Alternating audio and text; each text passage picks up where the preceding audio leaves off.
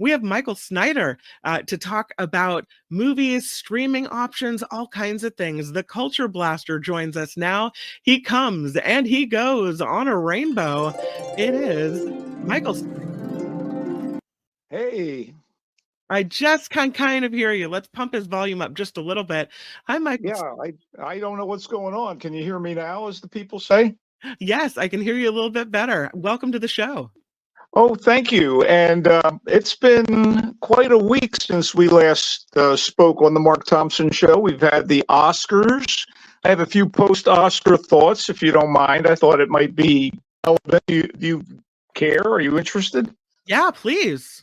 Well, it was show business as usual, and award ceremonies in the arts are going to forever be bloated, self-congratulatory affairs. But, I enjoyed watching it this year, despite my disdain, my innate disdain for this sort of thing. Speaking of innate, my adoration of Honora, filmmaker Sean Baker, and his lead actress Mikey Madison was reinforced by all the awards. I mean, I personally loved The Brutalist and A Complete Unknown and a few other movies, but I was happy to see an independent film recognized and a director who's made nothing but great work on a shoestring for the past, 6, 7, 8 years, get that kind of acknowledgement. And she, to my mind, came out of nowhere, but apparently she's been doing work. She was in Pamela Adlin's Better Things sitcom as one of her daughters. Whatever she did prior, Mikey Madison really kicked ass. She's a star. Conan O'Brien was a good host. I mean, he's the master of dry, self-deprecating wit. He's kind of amusing in a low-key way. I don't often find him gut-bustingly funny, but he was the right tone for the Oscars.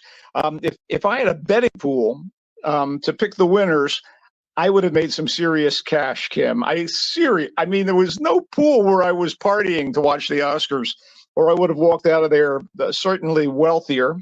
And I have to say, after that James Bond dance number, I'm kind of afraid that Amazon, who controls the Bond franchise now, is going to come up with 007 the musical. I'm seriously afraid about this. I don't know if you feel the same way. I don't necessarily want to see that in a musical. Anyway, yeah, just to wrap up, it was the Oscars. I thought Chalamet looked like the man in the yellow hat from the Curious George movies. He did. I'm reminded of Adam Sandler, who yelled Chalamet at the end. Yeah, that was cute. Anyway, This past week was also Mardi Gras, and tonight in Los Angeles, I'm back in LA. There's a big group art show at La Luz de Jesus built around kawaii, which is a Japanese word that designates cuteness, and all of the art is inspired by Japanese manga, anime, and toy and advertising mascots. And I'm kind of excited about that. So I just wanted to bring that up. And, it's nice to be back in Los Angeles, the entertainment capital. And we've got movies to review. What do you say? We do. I just did a story during news for you about this whole Mickey 17, and I guess it's doing really well in previews. I think it's going to bring in $18 to $20 million this weekend and knock a bunch of other movies off the top of the block. Well, you forced me to address that movie first, Kim, by bringing it up, and I'm happy to do it. That was my intent. Korean director Bong Joon-ho, right? Have you seen his movies at all? No, Yes, you have. You must have. Bong Joon-ho has established himself as one of the greats with movies that they're thrilling, they're amusing, they deliver incisive and often scathing cultural commentary. And he's the guy who made Parasite, the Oscar-winning, class-conscious, slow-rolling home invasion satire set in an upscale Korean home. I mean, that brought him so much acclaim, but he had already delivered a great serial killer crime flick, Memories of Murder, the funny but exciting monster attack soul science fiction film, The Host, Okja, which you can watch on Netflix, where a kid befriends a misunderstood beast, and he did Snowpiercer, the apocalyptic English language adventure on a careening train that also spawned a great American TV show of the same name. With Mickey 17, I think he delivers one of his freakiest and most accomplished movies to date. It's a satirical science fiction comedy which is an adaptation of author Edward Ashton's 2022 novel, Mickey 7. I guess Bong wanted to add 10 to the 7, so we got Mickey. This is about a young man in deep debt who is being pursued by deadly thugs in the employ of a loan shark who wants to get paid back. So he's desperate to make money. And thus, Mickey signs up to be part of a space expedition headed by a kind of cult leader and his conniving wife. And the intent is to colonize a distant planet with their followers. In order to get the gig, this guy, Mickey Barnes, agrees to be a participant in the Expendables program. Now, this has nothing to do with the Expendables movies, thank God. Anyway, Mickey is cloned and tasked with all the really dangerous jobs on the mission. And when the clone inevitably dies from radiation poisoning, from working on the outside of the spaceship, or worse, another Mickey is cloned in his place with most of his memories downloaded into his new brain. But after the space ark lands on this treacherous ice planet, Mickey is sent on a mission, seems to die at the tendrils and the claws of the dominant native life form. So back at colony headquarters, a new Mickey is cloned, but the previous Mickey, the 17th, since apparently, like I said, Bong wanted to play with more clones than the book, survives. A personality crisis is inevitable, not to mention more overt conflict, since both Mickeys are in love with the same woman, and the colonists only allow one clone per body to be alive, and they'll simply destroy the oldest. So there's kind of a ticking clock. There's sort of a chase. There's, which Mickey is which. All of the Mickeys are brilliantly and distinctly played by a virtually unrecognizable Robert Pattinson. I mean, as soon as he's on screen, this is the central figure, but he doesn't say Robert Pattinson, this is the guy who was Batman in the recent movie. He was in the Twilight movies. He is aided by a seamless display of the very best computer-generated special effects that technology has to offer. You will believe the multiples are real and they're in scene. And as for the rest of the cast, you got the great Stephen Ewan from Minara and The Walking Dead. He plays Mickey's frenemy. Naomi Ackie plays Nasha, the woman Mickey loves, and who loves some version of him. We're really not sure, which. And a brilliant double act as the husband and wife cult leaders, Mark Ruffalo and Toni Collette. They are absolutely great. Mark Ruffalo knocked me out in this thing as this sort of Jim Jones in space type. Now, on its surface, this thing is kind of a rollicking interstellar space opera, but the real meat of Mickey 17 is the morality of cloning, the blurring of religion and politics, the legitimacy and cruelty of colonization, and the evils of genocide. They're all touched on here amid all the action, the humor, and the speculative science. Is it my favorite Bong Joon-ho movie? I think it might be the most fun, and it's certainly as good as you can get from this guy, and it burnishes his credit as one of the most significant filmmakers in modern cinema. Mickey 17 is in theaters. And you're recommending it? Yeah. I mean, it gets crazy. I don't know that it's like your cup of tea, but man, it was good. Now, well, it seems like one of those movies where it's like, okay, which one is which? Who is who? Who is, which one is that? Is it really him? Is it really not him? No. You know which Mickey is which, okay. Especially when some certain aspects of the story play out. You absolutely know. It's other people in the colony who are kind of unsure, which is which when it's finally revealed that there are two of them. Right. Anyway, let's move on. We got a couple more films. The Rules of Jenny Penn is a really creepy horror movie that boasts a double act by two of the greatest actors working today. And those actors are John Lithgow and Jeffrey Rush. These guys are beyond compare. They're wonderful. So Rush plays a judge named Stephen Mortensen. And while on the bench, he suffers a near fatal stroke. And so he has to be put in a care facility. And this care facility caters to infirm and elderly people, some with mental disabilities, some with physical disabilities. There's a former rugby star who ends up being the roommate to the judge in his, care facility bedroom. And there's also kind of a wild card, a guy named Dave Creedy, who has a little puppet, a hand puppet that he calls Jenny Penn. This is the guy played by Lithgow. And this sort of gentle exterior masks a complete and utter psycho who torments all the other people in the care facility and decides to target both the judge and this rugby star, this retired rugby star.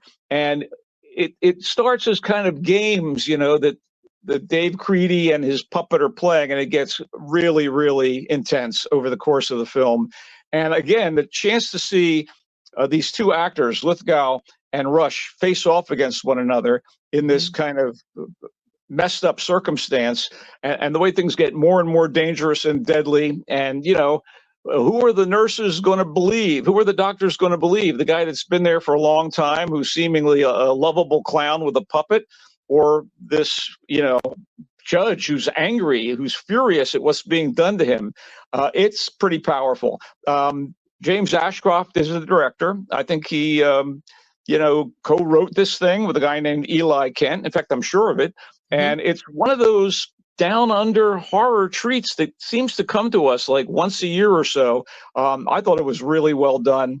And if you like horror movies, this is going to be your cup of blood. The Rule of Jenny Penn, it's not terribly bloody, so I wouldn't worry about that, Kim. It's just that sort of menace, that sense of unease that develops over the course of a really well-made film that trades in dread, and that's The Rule of Jenny Penn. Why is it that doll faces are so creepy? I don't know, but talk to Annabelle about that, will you? Check in with. While you're talking, I'm looking at the movie poster, and it's just, ugh. Yeah, well, Jenny Penn isn't the most pleasant puppet you've ever seen. Certainly not in the hands of this guy, Dave Creely, played by John Lithgow. The movie is in select theaters, and I think it's going to play well on video. It's a Shudder film, so I think the Shudder streaming service will probably be presenting it at some point soon. So you can be on the lookout for that if the movie isn't opening in theaters in your neck of the woods. Streaming on Amazon starting today is a rom-com that I found pleasant and sort of sweet and pretty smart, and with kind of an appealing cast and a little bit of cross-cultural frisson. It's called Picture This, and it is about a photographer named Pia, of Indian or Pakistani background. I really wasn't clear, but it's from the Indian subcontinent, her predecessors, her ancestors. And, she's a pretty modern girl. She's played by Simone Ashley, who apparently is well loved from Bridgerton, the TV serial that kind of modernizes, I guess, the aristocratic period movie style that we've come to expect from the Brits. And she's had a long-time boyfriend that kind of done her dirty. And so she's been on the outs with this guy. He's played by Hero Fiennes Tiffin, who, by the way, is the nephew of Ralph Fiennes, the actor, and was tapped to play the young version of Voldemort in the Harry Potter movies. He's grown up. Oh, that's cool. He plays opposite Simone Ashley, and she has her gay best friend, and they run her portrait studio, and she's trying to make a go of it as a photographer, and she's struggling financially. And her little sister is about to get married. Now, Pia does not want to get married. She has no interest in having kids. Mom, on the other hand, is traditional enough that she would like her daughters to, tie the knot.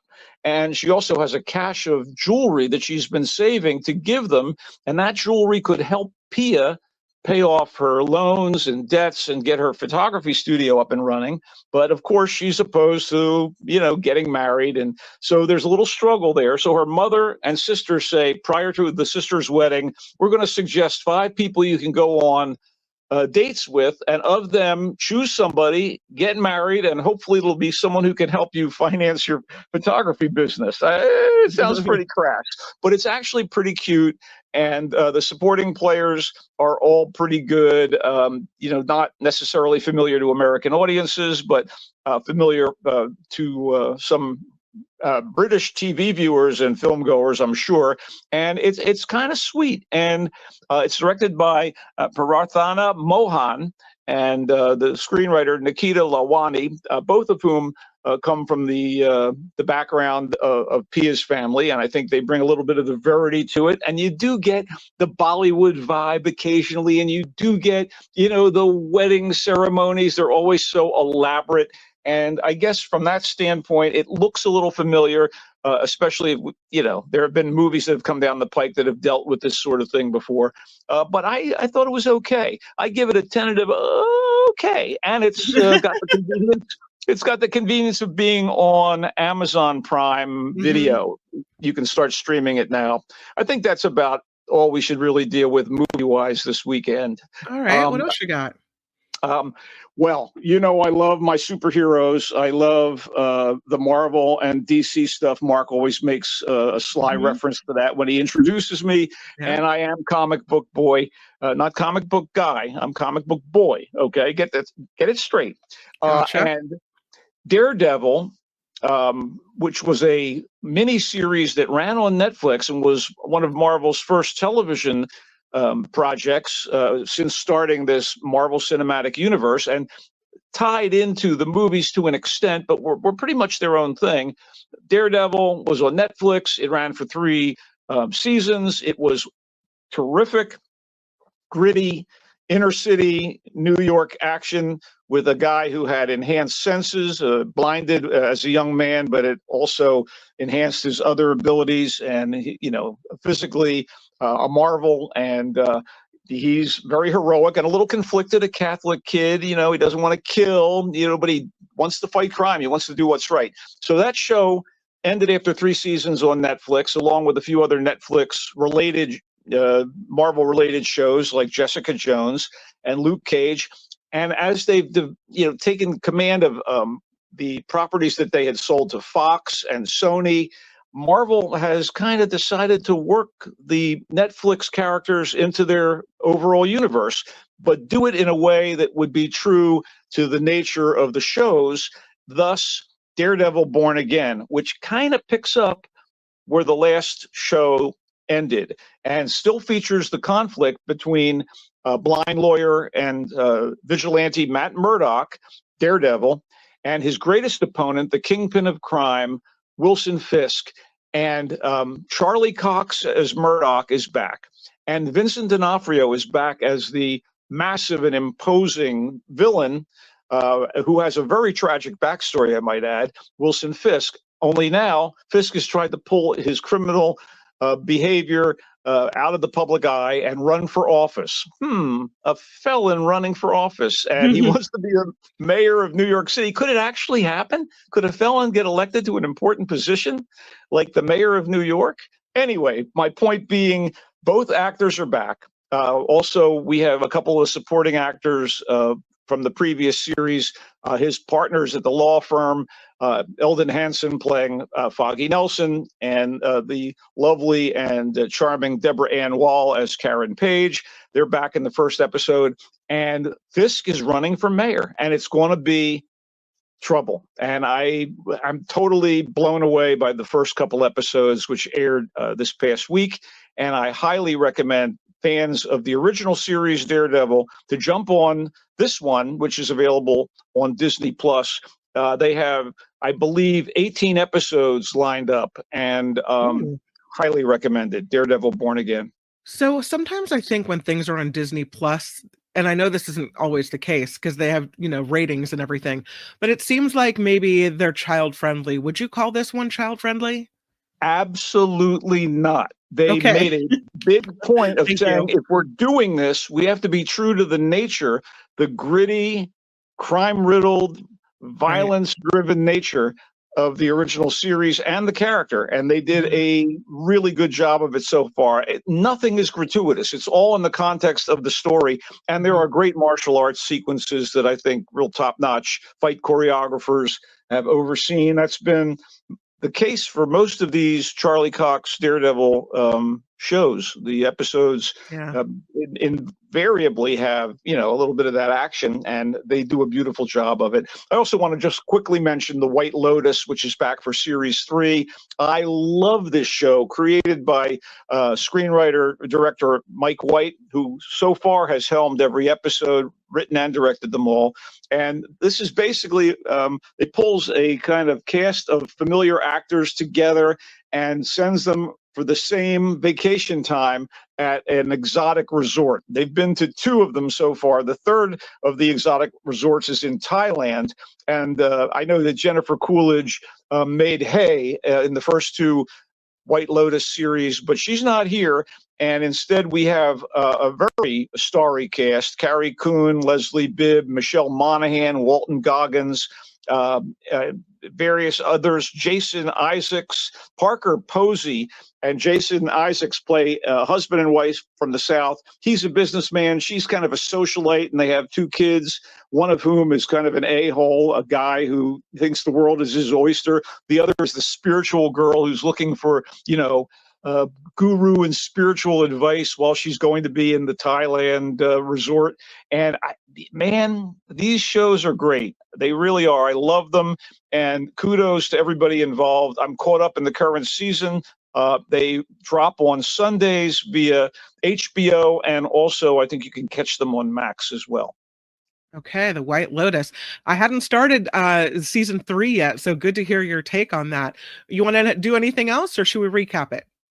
I do want to suggest that if people want to read about 2 shows that involve ex-presidents, and we've already talked about one of them, that being Zero Day. I did a column in the current run of The Voice of San Francisco at thevoicesf.org that discusses both Zero Day and Paradise, which is a very, very different take on presidential power. And one particular ex-president, played by James Marsden, it's a pretty wonderful show, and it features a terrific actor, Sterling K. Brown, as a Secret Service agent who is tasked with watching the president, and something unexpected happens, and the president has seemed to retire to a very sylvan, like small town, one of those kind of suburban, friendly, hi, your neighbors, etc. He's in a mansion in this town, but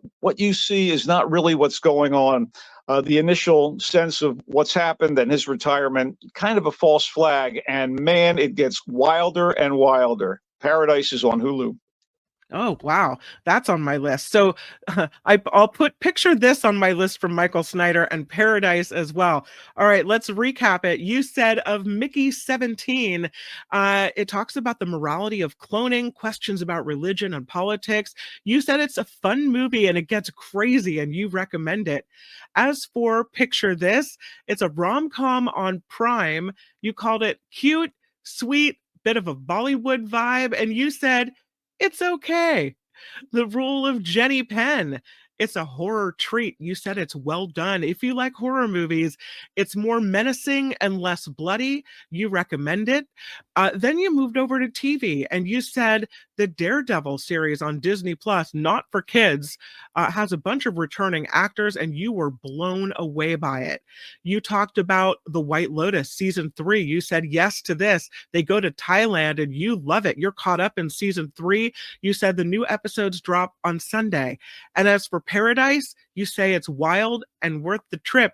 It is on Hulu. The streaming, is it a series? Paradise. Yeah, Yes. that pretty much Okay. says it. I mean, if you want to see 2 great actors going at it, I mean, Jeffrey Rush and John Lithgow in The Rule of Jenny Penn should be on your list. But again, it's horror. I know that some people Yeah. shrink from that genre. Always find Michael Snyder at thevoicesf.org, where you can find his writings. He's a great writer. You can tell by the way he speaks and his amazing vocabulary. There were at least, I'm going to say, 10 ding words, but I don't have the dinger because Mark's not here. There you go. There you have Okay, it. great. Really, was that necessary? I guess think it was. Yeah. that's the meta ding for everything I said. A couple of comments. Luis would like you to know, Michael, that if you're a fan, there's a 9 Inch Nails exhibit in Hollywood through the weekend. So there's that. Hey, And I've got all the albums, Luis. I'm good.